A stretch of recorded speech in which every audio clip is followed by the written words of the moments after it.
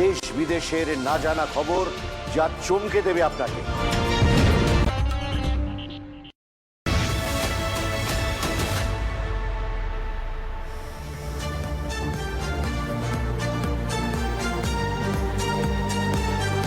নমস্কার, good afternoon. শুরু করছি 3টে নিউজ কর্নার। আমি অনির্বাণ, আমার সঙ্গে রুমেলা। গণবিক্ষোভের আছে পতন হলো হাসিনা সরকারের।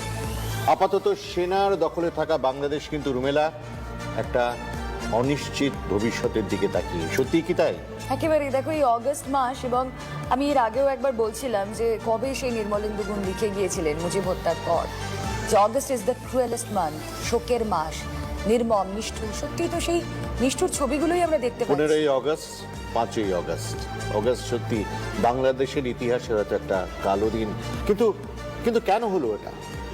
কি হতে হলো যার জন্য বাংলাদেশ আজ একটা অনিশ্চিত ভবিষ্যতের দিকে তাকিয়ে আছে? কিন্তু এই রাজনৈতিক পালাবদলটা ঘটলো কি করে পার বাংলায়? কেন? সেই প্রশ্নের উত্তর খুঁজবো। অনেক খবর তো দিচ্ছি সারাদিনে, কিন্তু আমরা খবরের ভেতরে যাব, জানতে চাইবো আজকে যে কেন এই অনিশ্চয়তার বাংলাদেশ আজকে আমাদের সামনে, এবং কেন 15 বছর ক্ষমতায় থেকে দেশ ছেড়ে একজন পাওয়ারফুল লিডারকে চুপি সারে পালাতে হলো ভারতবর্ষে।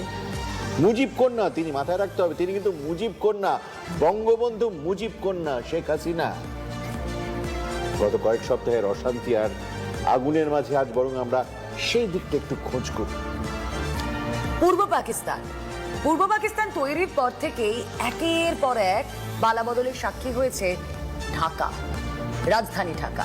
কিন্তু রাষ্ট্রপ্রধানকে দেশ ছেড়ে পালাতে হচ্ছে এমনটা অনির্বাণ এবারই প্রথম। রুমেলা, পালাতে ঠিকই হয়নি তার আগে, কিন্তু কখনো আর কি বাংলাদেশে একটা অদ্ভুত ট্র্যাক রেকর্ড আছে, কিন্তু কখনো কোনো রাষ্ট্রপ্রধানকে কিন্তু সপরিবারে হত্যা করা হয়েছে, অথবা পাঁচ যারা লিডার ছিলেন সকলেরই হয়তো জেল ঘোরার একটা ইতিহাস আছে। ইনফ্যাক্ট মুজিব পরবর্তী বাংলাদেশের সব রাষ্ট্রপ্রধানকেই জেলে কিন্তু ঢুকতে হয়েছে। জেনারেল জিয়া, এরশাদ, খালেদা জিয়া ক্ষমতায় না থাকার সময় সবাইকে কিন্তু জেলে যেতে হয়েছে, এমনকি আজকের শেখ হাসিনাও কিন্তু বাদ যাননি। তবে জেল থেকে বেরিয়ে 2008-এ ঢাকার মসনাদে বসার পর থেকে টানা তিনবার শাসন ক্ষমতা ধরে রাখার রেকর্ড কিন্তু হাসিনারই দখলে। যে ইনিংসটা থমকে গেল এই 5ই অগস্ট। এই নাটকীয় পতনের পেছনে কিন্তু অনেকেই হাসিনার এই লম্বা ইনিংসটাকে দায়ী করছেন। যে ভোটগুলোতে জিতে হাসিনা ক্ষমতায় থেকেছেন, সেই নির্বাচনের বৈধতা নিয়ে প্রশ্ন রয়ে গেছে। লাগাতার ক্ষমতা আঁকড়ে থাকার প্রবণতায় শাসক হাসিনাকে ধীরে ধীরে আরো আনপপুলার করে দিয়েছে, এবং প্রতিষ্ঠান বিরোধিতার মেঘ ক্রমশ জমে উঠেছে। রুমেলা, আজকে আমরা একজন বিশিষ্ট সাংবাদিক ঢাকায় আছেন, মজুমদার জুয়েল, তার সঙ্গে কথা বলি। একেবারে আমরা কারেক্ট করেছি। মজুমদার জুয়েল এই মুহূর্তে আমাদের সঙ্গে রয়েছেন। জুয়েল সাহেব, আপনাকে স্বাগত জানাবো TV9 বাংলা স্টুডিওয়ে। আমি রুমেলা রয়েছি, আপনার সঙ্গে রয়েছেন কনসাল্টিং এডিটর অনির্বাণ চৌধুরী। আসলে আমাদের আপাত দৃষ্টিতে দেখে মনে হয় যে বৈষম্য বিরোধী আন্দোলন, তার থেকেই হয়তো এই 5ই অগস্ট যে ঘটনা ঘটলো। কিন্তু শুধুই কি বৈষম্য বিরোধী আন্দোলন, যে প্রশ্নটা ঘুরে ফিরে আসছে, যে এই অশোক কি, তার শিকড় কি অনেকটা গভীরে ছিল না? আঁচ করতে পারেননি শেখ হাসিনা? আজ বোধহয় করতে পারেননি, করতে পারলে হয়তো আজকে এই অবস্থা তৈরি হতো।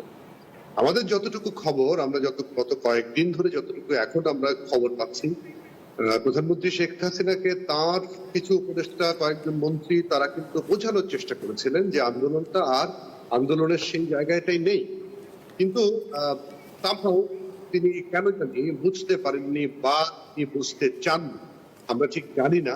তবে তার যেরকম চারিত্রিক বৈশিষ্ট্য, তাতে তার একটা কনফিডেন্স তৈরি হয়েছিল যে বাংলার মানুষ তাকে পছন্দ করেন, বাংলা মানুষ তার উন্নয়ন দেখেছেন।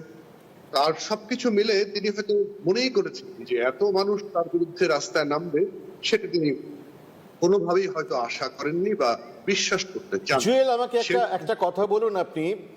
ধরুন, আমরা তো সাংবাদিকদের কাজ ঘটনা ঘটার পর কাটাছেড়া। এখন কাটাছেড়া করতে গিয়ে আমার মনে 2-3টে প্রশ্ন আসছে, সেটা আমি কতগুলো করতে পারবো আপনাকে জানি না, কিন্তু একটা প্রশ্ন অবশ্যই আসছে আমার মাথায়, যে আফটার অল আন্দোলনটা তো করছিল ছাত্ররা।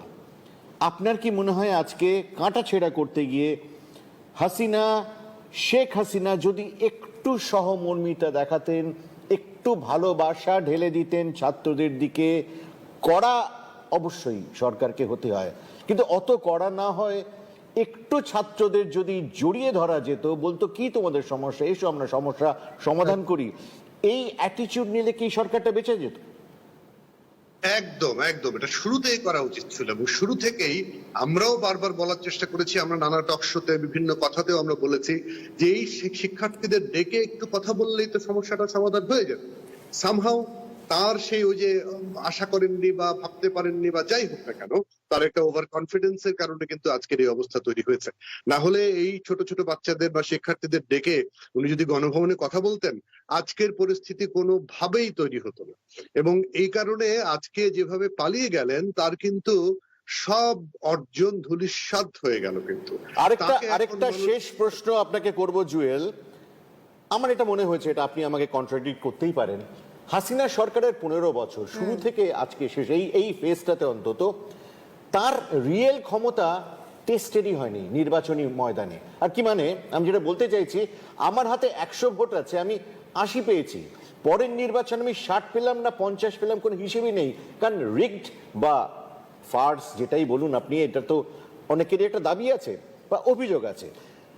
হাসিনা বোধহয় আজকে, আমি অন্তত টেলিভিশনের পর্দায় যেভাবে গণবিক্ষোভের ছবি দেখলাম, যেভাবে মানুষ, সাধারণ মানুষ রাস্তায় বেরিয়েছেন, সেই আনপপুলার, আপনি যে আনপপুলার হয়ে গেছেন সেটা নির্বাচনটা সুষ্ঠুভাবে না করে করে হাসিনার বোধহয় নিজের আনপপুলারিটি সম্পর্কে কোনো ধারণাই ছিল না, যার জন্য তিনি কড়া হাতে দমন করতে গিয়ে নিজেকেই তার নিজের রাষ্ট্র ছাড়তে হলো, তাই কি? একদম একদম, আমি আপনার সাথে কনফ্লিক্ট করবো না, একদম একমত আপনার সঙ্গে। এই ঘটনাটাই ঘটেছে 2014, 2018 এবং 2024। তিনি যেভাবে নির্বাচনগুলো করেছেন, তিনি যেভাবে জিতে এসেছেন, সেটি আসলে সাধারণ মানুষ নিতে পারেনি। একদম হয় না যে কিছু দলীয় সাপোর্ট তো আছে, দলীয় ভোট আছে, এর পাশাপাশি লিবারেল ভোট।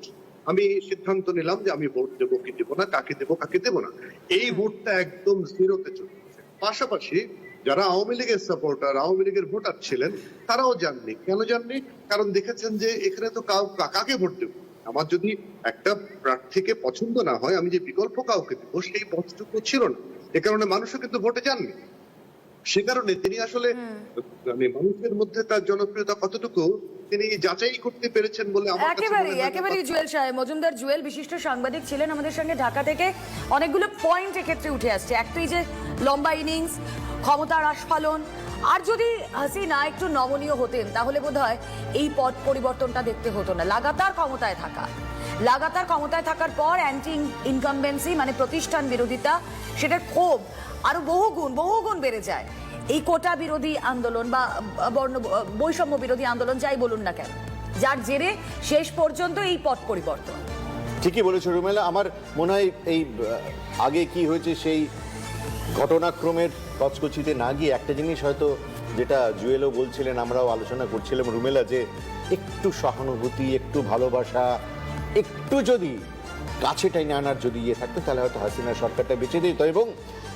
এবং সব থেকে খারাপ জিনিস যেটা হলো, আজকে রাজাকার ছিল বাংলাদেশের সব থেকে ঘৃণিত শব্দ, আজকে আমি রাজাকার বলে স্লোগান উঠছে, এবং সাধারণ মানুষ, রাজাকারের ফ্যামিলির নয়, সাধারণ মানুষ। এবং হাসিনা যেটা করলেন হয়তো প্রবল উচ্ছ্বাসে এবং তার ক্ষমতার দম্ভে, উনি বললেন যে রাজাকারকে কি আমি কোটা দেবো? মুক্তিযোদ্ধা ভার্সেস রেস্ট অফ ইয়ে হয়ে গেল বাংলাদেশ। এটাই হচ্ছে সব থেকে খারাপ হলো। আমরা কোনো এক্সপার্টের সঙ্গে কথা বলি, আমরা কথা বলবো আন্তর্জাতিক